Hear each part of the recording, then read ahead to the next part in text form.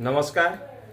दिगपंडी निर्वाचन मंडली कांग्रेस प्रार्थी भाव दल मत टिकट देथिबारु मु सर्वप्रथमे आम सर्वमान्य श्रीमती सोनिया गांधी, आमर एआईसीसी सभापति श्री मल्लिकार्जुन खड़गे महोदय, आमर प्रिय नेता श्री राहुल गांधी महोदय, आमर प्रभारी तथा general secretary doctor Ajay Kumar, आम पीसीसी अध्यक्ष आम राज्यर प्रिय श्री शरद पट्टनायक, मोर नेता तथा मोर प्रिय श्री विजय कुमार पट्टनायक महोदय, या सहित आमर सांसद प्रार्थी श्री रश्मि रंजन पट्टनायक महोदय, समस्त को मोर तरफ मो दिगपंडी निर्वाचन मंडल समस्त कांग्रेस बंधु मान तरफ हार्दिक कृतज्ञता ज्ञापन करुच्ची।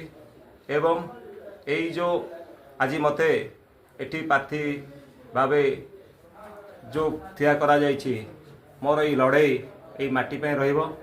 एठिकार लड़ाई यही चाषी बंधु बेकारी एवं दिन मजूरिया छात्र छात्री महिला आदिवासी मानक पई मो जो अहरत संघर्ष करि आसुची यही लड़ाई जारी रहिबो।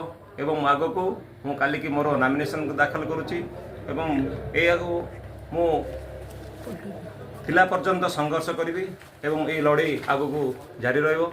धन्यवाद, नमस्कार।